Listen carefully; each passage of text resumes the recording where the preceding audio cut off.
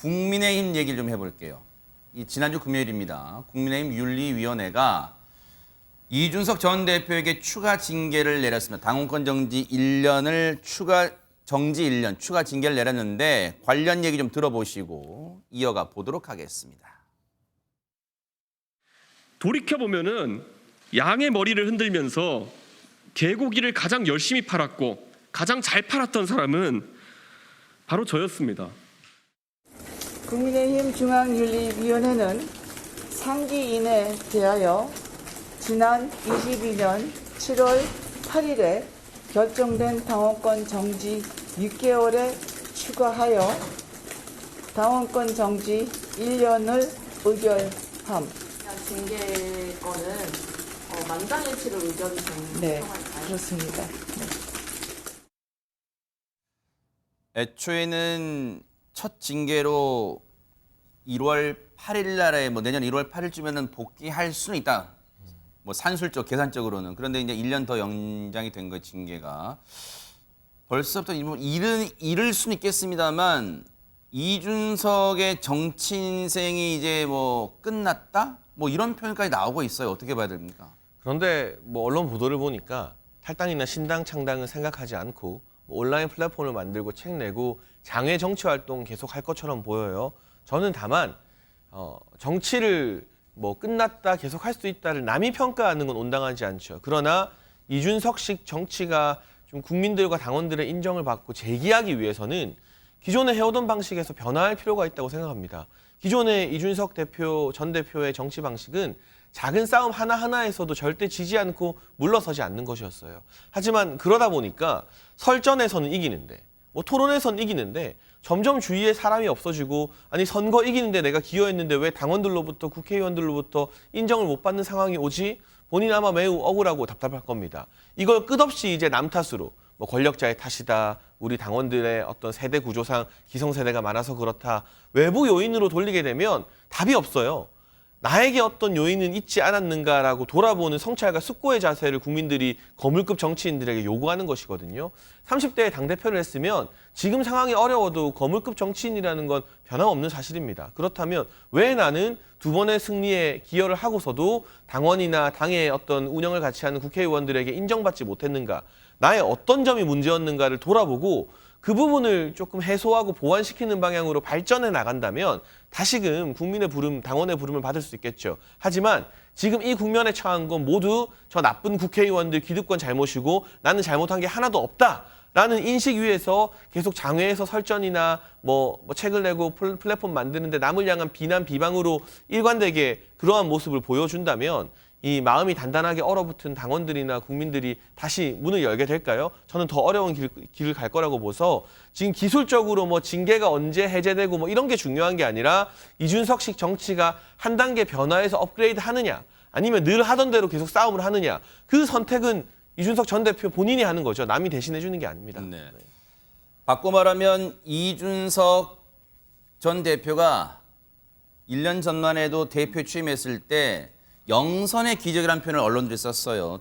국회의원 해보지 않았지만 굉장히 3선 정도의 내공도 갖고 있고 그리고 여러 가지 아이디어도 풍부하고 일단 두뇌 회전도 빠르다. 그런 평을 막 정치인들 했어요. 그런데 이준석 전 대표 그럼 정치 실험, 이른바 정치 실험은 여기서 막을 내리는 겁니까? 또 한 번에 다시 일어날 기회가 있을까요? 어떻습니까? 그러니까 이제 공은 이준석 전 대표한테 넘어간 것 같습니다. 그러니까 징계를 1년 연장함으로써 2024년 1월까지 이제 징계가 있는 거죠. 그러면 그 기간 동안에 그럼 이준석 전 대표가 정말 달라지는지를 좀 보겠다라는 게 국민의힘의 입장인 것 같습니다. 그러면 이준석 대표가 뭔가 달라지면서 그러면 국민의힘과 같이 할 수 있는지 없는지를 그때 다시 판단하겠다. 이런 생각인 것 같습니다. 이제는 정말 같이 갈 수 없기 때문에 그런 당원권 정지라는 징계를 내렸는데요. 근데 지금 이번에 그 징계에 대해서는 이준석 대표를 그렇게 두둔하는 여론이 많은 것 같지는 않습니다.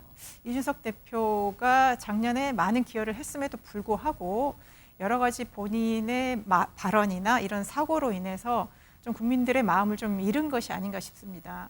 말이라는 것은 이제 정말 편한 가족 간에도 아까 국회의원들 막말도 나왔습니다만 정말 편한 가족 간에도 상처를 주는 말들은 하지 말아야 되는데 이준석 대표는 그냥 정치인들이 모인 집단, 동지들이라고 하는 거죠. 뜻을 같이 하는 사람들이 모인 집단에서 그 동지들한테 동지에게 할 수 없는 말들을 퍼부었거든요.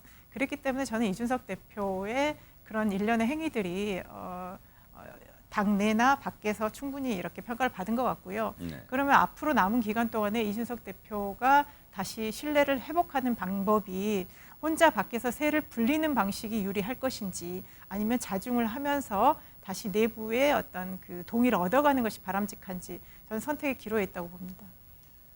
이준석 전 대표가 이 표현에 동의를 할지 안 할지는 모르겠습니다만 뭐 언론에서는 유승민계라고 이제 분류는 돼요. 이준석 전 대표가. 그런데 장해찬 이사장님, 이번 추가 징계를 두고 유승민 전 의원이 이런 얘기를 했어요. 왜 윤석열 대통령은 징계를 안 하냐?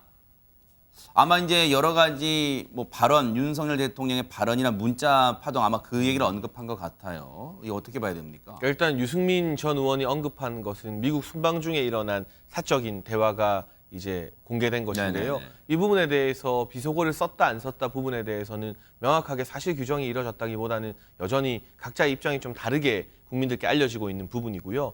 무엇보다 대통령이 사석에서 말씀하신 게 이 우연히 카메라에 잡혀서 이 공개된 것과 공적인 발언, 기자회견이나 본인의 어떤 정치적 활동에 있어서 공개적으로 한 발언을 동일선상에 놓고 비교하는 것은 무리가 있죠. 그리고 지금 소위 이준석 전 대표를 돕겠다고 하는 분들이 사사건건 모든 일에 대통령을 끌어들이는데요. 이게 과연 대통령을 배출하고 이 정부를 성공시켜야 할 공동의 목표를 지닌 집권 여당의 정치인들이 선택할 수 있는 행태인지 본질적인 의문이 좀 들게 됩니다. 유승민 전 의원 사실 박근혜 정부 때 뭐 쓴소리도 많이 하시고 옳은 이야기도 많이 하셨는데 결과적으로 박근혜 전 대통령이 탄핵되면서 유승민 전 의원의 지적이 상당 부분 논리적으로는 맞다는 게 인정이 됐잖아요. 그런데 그럼에도 불구하고 박 전 대통령 탄핵 이후에 왜 국민의힘 당원들과 지지자들이 유승민 전 의원을 대안으로 생각하지 않았을까요? 그때 맞는 소리 했는데.